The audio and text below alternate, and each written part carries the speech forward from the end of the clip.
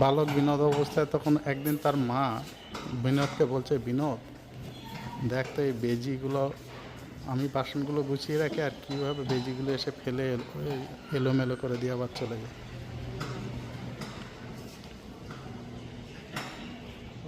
বলছে এই বেজিগুলোর কী ব্যবস্থা করা যায়।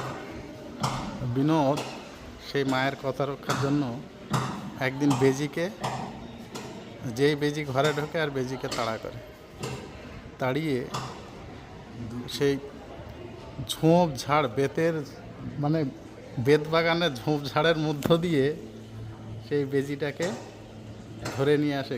বিনোদের রক্তাক্ত অবস্থা, মায়ের কথা রক্ষার জন্য এই বেজিকে ধরে এনেছিলেন। সেই বেজি আজকে দেখুন কী সুন্দর খেলা করছে গুরু মহারাজের আসনের সামনে।